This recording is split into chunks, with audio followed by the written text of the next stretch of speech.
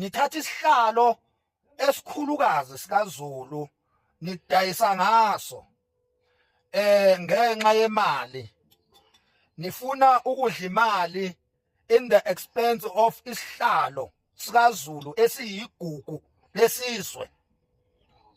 Nenzani lapha eNdlunkulu? Ngiyabuza ngithi nenzani lapha eNdlunkulu? Kunamaqembu lapha eNdlunkulu. Kuneqembu elidla imali yaseSwazini, imali yenkosi uMswati. Leli qembu leli lika Misizulu elingamthanda uMisizulu, elimthanda ngoba uyalifida ngemali yaseSwatini, ulifida ngemali kaKing Mswati. Leli qembu leli limsupporta ngoba liyahlomula from uKing Mswati. Ebese kuba khona leli qembu leli elibhizi lana lidla imali yezimayini. Kunaleli qembu elidla imali yezimayini lapha eNdlunkulu. Leli elavele lavuka nalesizwe njengotshwala lathi hayi nango fanele ukuthi abe yisilo ngoba nakhu ephethe ama benefits ezimali zikamfowabo osewakhothama owayona izimayini leko DRC kuphi yonke indawo le uown izimayini wakhothama, and then izimayini wasinikela kubhuti wakhe. Lo bhuti wakhe lo sekuthiwa manje uyena okumele athathe isihlalo just because nje unezimali zasezimayini, unamabhizinisi. Bese kuba naleli qembu ke lapha eNdlunkulu elibhizi lidla lezi imali ke manje. Lidla lezi imali. Lidla lezi imali lenze ngathi liyamsupporta, lidala iconfusion ngamabomu ngoba lona lifunela imali nje. Nenzani lapha eNdlunkulu? Bese kuthi iqembu lokugcina okuyiqembu number 3 inkosi yami Shembe alikho ke iqembu ekubhlungu ngalo njengaleli. Iqembu lenkosi uZondo Amagwala. Iqembu lenkosi uSimakade samakhosi. Okuyiqembu ke lona ke Nkosi yami eliphila kanzima ngoba liphila nje ngokumela iqiniso lika Mdlokombane. Iqembu elingabheke nzuzo kodwa elibheke ukuhlengwa kukaZulu. Iqembu elilwela isithunzi sesihlalo sikaZulu. Iqembu elivaleleke kuyo yonke indawo yezezimali zaseNdlunkulu. Iqembu elilambayo ngenxa yeqiniso. Iqembu elilanjiswayo. Kumanje sikhuluma nje oNdlunkulu baleli qembu abondliwa lapha eNdlunkulu. Abondliwa ngoba basupporta uZondo Amagwala, basupporta uSimakade.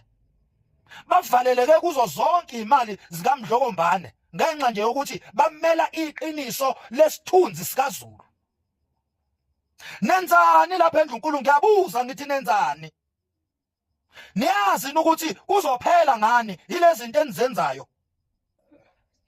Kuzophela nya ngani ngoba niyahaha, nihahela imali eza ngokungcola ngoba ningcolisa isihlalo sesizwe, nithengisa ngegugu lesizwe, nithengisa ngesithunzi sikaZulu. Leso sihlalo akusona esenu lapho eNdlunkulu. Lesi sihlalo eniganga ngaso niyasinyela, niyasingcolisa. Isihlalo ekwahlezi kuso uMdlokombane, niyazi ukuthi akusona esenu leso sihlalo. Isihlalo sesizwe leso. Niyakwazi lokho? Nenzani esizweni? Nenzani? Nenzani lapha eNdlunkulu? Yanibuza. Ngithi nenzani? Ngoba isihlalo sesizwe lesi akusona esenu. Yini nithathe isihlalo sikaZulu nisidayisele uKing Mswati? Nikwenzelani lokho? King Mswati ubhizi uyehlwenyuka lana ufuna ama minerals akulomhlaba lo ethiwa iNgonyama Trust. Ufuna ukugubha uoyela, ufuna ukugubha iNgonyama Trust lapho. Aniboni yini ukuthi uKing Mswati uzingela lo mhlaba obizwa ngeNgonyama Trust? Ingakho efaka izingane zakhe nje. Sikhuluma nje uthe mayebona ukuthi uMisizulu ulahlwa yicala enkantolo. uMisizulu usenesidwadwa kaZulu ababemsupporta sebejikile, abasamsupporti ngenxa yamanyala akhe. Shintshile uKing Mswati manje. Usebize enye futhi indodana ewumfowabo kaMisizulu ukuthi akube iyona manjena esivikelwa ngoba igaqela ukuthi makudilizwa nje uMisizulu iyona kumele ithathe isihlalo. Lonto yenziwa bani? Yenziwa uKing Mswati. Useprovidele indodana le umfowabo kaMisizulu usemprovide ngebodyguard ngamabodyguard usemprovide ngesecurity uyamfinance lo mfana lo ugaqele lesitulo ekuhlezi kuso uMisizulu ngoba lesitulo akumele sithathwe omunye umuntu ongezoba ipuppet yakhe uKing Mswati ehlangene noRamaphosa. Nenzani eNdlunkulu nidla imali kaKing Mswati nikwenzelani lokho nidayisa ngoZulu ebhekile esizukulwaneni sethu nikwenzelani lokho? Lezi zinto engikhulumayo nizazi kahle ukuthi nibhizi nidla imali yenkosi uMswati lapho nibhizi nidla imali yeyimayini. Niyazi kahle lento engikhuluma ngayo. Nibhizi niyadla aninandaba noZulu aninandaba nesizwe. Ninendaba nemali enigxishwa yona emasendeni lapho nenzani lapha eNdlunkulu nidlelani imali errong nidlelani imali yokudayiswa kwegugu lesizwe nidayiselani ngomphefumulo kaMdlokombane na uMdlokombane uhlale 50 years kulesihlalo esivikela. Khumbula kwenye indawo la ethi khona uMdlokombane ngisho laba bepolitiki bangamane bayithatha imali yabo kunokuthi ngidayise ngefa loba bomkhulu ngenxa yokuthi abepolitiki bayangiholela besho bengiholela imali engangenzeli lutho imali u30,000 azabuza uMdlokombane athi ungenzani wena ngo30,000. Nidayisa isihlalo esikhulu kangaka ngamasenti ngotikilane ngemali. Ngiyabuza ngithi nenzani lapha eNdlunkulu? Angithi umntwana uzonda amagwala uluwinile icala against uMisizulu. Nivumela ukuthi manje uRamaphosa aqale phansi aphile leli cala njengamanje uZulu ustakiswa uRamaphosa nje ukuthi uRamaphosa aphila.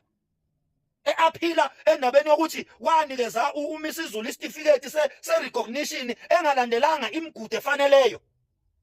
Lithe imali imshaya uMisizulu lelo cala sekuvela ukuthi nama-signatures ayeforjiwe.